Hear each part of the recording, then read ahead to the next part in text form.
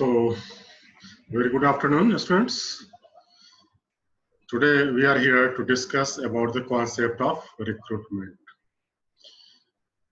You know, organizations require workforce, and staffing is one of the most important component of management of an organization. Recruitment is a process by which organizations seek manpower and appoint them. Recruitment is defined as a process to discover the sources of manpower, to meet the requirements of the staffing schedule, and to employ effective measures for attracting that manpower in adequate numbers to facilitate effective selection of an efficient workforce. So it is a process. Staffing recruitment is a process where the section attempts to search the manpower which can be effectively employed at the organizations to pursue the organizational goals. Edwin B. Flippo defined recruitment as the process of searching for prospective employees and stimulating them to apply for jobs in the organization. So it is to be noted here that it is a process of attracting the suitable manpower. When we go for recruitment, what we do, we try to float the advertisement and get application for the required positions. So we try to find out, we try to float the opportunity so that people can apply and then take part in selection procedure. Selection is a process of picking individuals out of the pool of job applicants with requisite qualification and competence to fill jobs in organization. So we have recruitment, and then the next step is selection. So recruitment is what? Giving opportunities, floating opportunities for the workforce to get involved, come and then take part in the selection process. And selection is a process of picking up individuals. So when we get applications in response to our recruitment process, advertisement, then out of those we screen some persons, and out of those we select the persons based on the selection procedure. So staffing and recruitment are two different aspects. Then what is the difference between recruitment and selection? Recruitment is the process of searching the candidates for employment and stimulating them for applying for jobs in the organization. So recruitment go for searching the right candidates for employment. And then selection involves the series of steps by which the candidates are screened for choosing the most suitable person for the vacant posts. So we have an exhaustive list of the candidates, and out of those we select the most suitable persons based on the selection criteria and procedure adopted.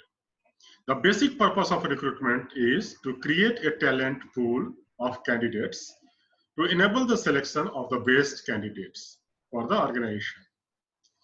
By attracting more and more employees to apply in the organization, whereas the basic purpose of selection process is to choose the right candidate to fill the various positions in the organization.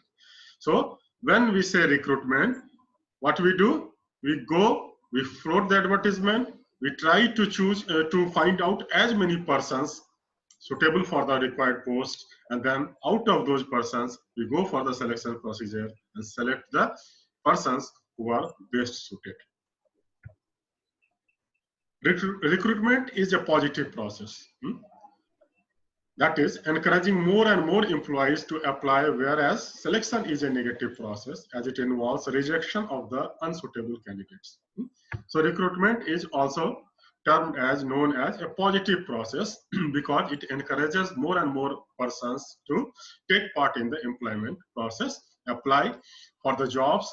And selection is a negative process because in selection what we do, we start eliminating and choosing the best candidates out of the available human resources. So Recruitment is a positive process and selection is known as a negative process.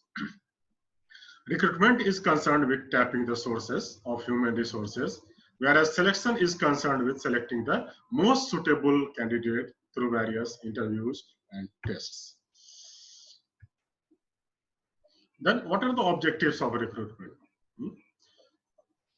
First is to attract qualified, skilled, experienced people suitable for the present and future organizational strategies. So this is very important, that it attempts to search the qualified and most skilled persons, experienced persons, which are suitable for the jobs in the organization. Then the second is to induct outsiders with a new perspective. When we go for recruitment, there are two sources of recruitment, internal and external, but one of the most important aspect is induction of outsiders with a new perspective. When persons from outside come, they have their different visions and the institution gets benefited out of those visions, those experiences, those perspectives. So this is the next objective. Then third is to infuse fresh blood at levels of the organization. So when we take persons from outside, some new persons come in, so it is a kind of infusion of fresh blood in the organization. To develop an organizational culture and attracts competent people to the company, this is the next objective. The next is to search people whose skills fit the company's value. This is very important, that company has certain goals, certain objectives, certain mandates, certain principles, and it requires skilled persons whose skills matches with the values of the company. Then the next is to devise methodologies for assessing psychological traits. So when we go for a recruitment, when we go for a recruitment process, it is important to devise methodologies for assessing psychological traits, because we need, an organization needs a person who is temperamentally cool, competent, accountable, and efficient. So a methodology to assess the psychological traits is essential. Then next is to seek out non-conventional development grounds of talent. It should not be a routine kind of job. There should be something new, something creative, something non-conventional. So we also, when we go for recruitment process, we try to seek these traits, these attributes. Then next is to search for talent globally and not just within the company. So when we go for outside recruitment process, taking people from outside, we float the advertisement, we float the opportunity. Many more people from outside organizations see that and then apply for the job. And this is essential because we need to infuse the fresh blood, creative ideas, and new ideas. Then next is recruitment strategies. The recruitment strategies formulated by the companies include insourcing or outsourcing. Company recruits candidates, employ them, train and develop them, and utilize the human resources of these candidates. These strategy is called insourcing. Companies formulate and implement this strategy when the company strategy is for the stable growth. When company wants to maintain a stable growth, it go for insourcing. It tries to It tries to have its own human resources employed and working with the company. So this is called insourcing. Then some manufacturing and service companies depend for their human resource requirement on such external organizations whose core business is to provide human resources. There are organizations who contact you, or you can contact them, and then you can give your requirements, and accordingly they supply the human resources to work for the company. So this kind of work where the job is outsourced, given to the outside agency, is called outsourcing. Vast and fast resources is very important, and the best strategy to get vast human resources immediately is internet. IT, information technology, has made commendable enhancement achievement in this regard, and by using those IT resources, we can see human resources for the organization. Then recruitment policy. The following factors should be taken into consideration in formulating the recruitment policy. Any organization should consider all these factors while going for making its recruitment policy. And the first is government policies. Governments often floats and makes different kinds of policies to protect the human rights and the rights of the workforce, and it is therefore essential that it should commensurate with the government policy. Then personnel policies of other organizations, because there is much competition. Most of the organizations are employing workers and they keep eye on the good workers of the other organizations. So it is imperative, it is important that the personnel policies of other competing organizations should be kept in mind so that we can maintain and retain the competent workforce in the organization also by giving them suitable incentives and remunerations. Then third is organization's personal policies. Every organization has its own personal policies, and it is the organization who hires the people, who employs the people and pay for them. So the personal policies of the organization is also very much important. Then recruitment sources. What are the recruitment sources? Whether it is internal, whether it is external. So while going for the making recruitment policy, it is important that we should consider all such alternatives and plan our recruitment policy accordingly. Then recruitment needs. This is also very important.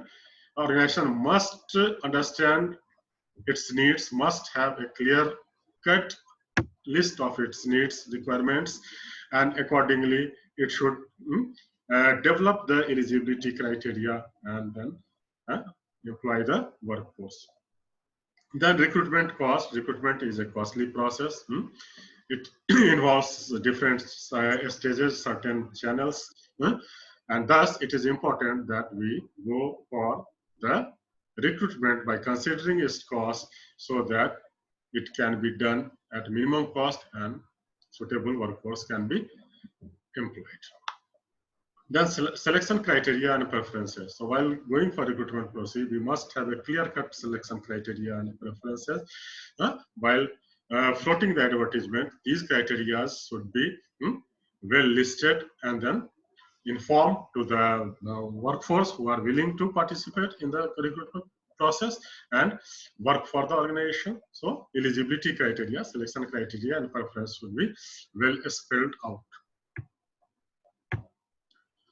Then modern sources. Sir, sir, some example, any example of selection criteria for any organization? Let us complete this and then at the last we will take a discussion, because I am recording this also. So modern sources of recruitment. A number of modern recruitment sources are being used by the corporate sector in addition to traditional sources. These sources are divided into external as well as internal. Internal sources. The internal sources of recruitment are transfers, promotions, upgrading, demotion, retired employees, retrenched employees, dependents and relatives of deceased employees. So when an organization go for internal sources, so it looks for the workforce which is within the reach of the organization, which is working inside the organization, which are associated with the organization, and they recruit by transferring where the people are, say, more in number. So they transfer the people from that section to another section. Then promotions, obviously you know the promotion. So by promotion, upgrading, they go for enhancing the skill program, training, etc. And then by upgrading the knowledge, they promote the workforce within the organization. Then demotion, sometimes they demote if they are not a performer. Then retired employees, many retired employees are available with the organization whose services are taken. Then retrenched employees, the employees which we have fired, again they may be employed. Dependents and relatives of deceased. Sometimes some employee passes away, and then the words of those employees are employed. Then next is external sources. The external sources are press, advertisements, educational institutes, placement agencies, outsourcing, employment exchange, labor contractors, employee referrals, recruitment at factory gate, etc. So these are the other alternatives, external sources, which are often involved while going for the recruitment process. Presently, e-recruitment is also being encouraged. So this is all about. Now we can take discussion. So what were you saying? Hello.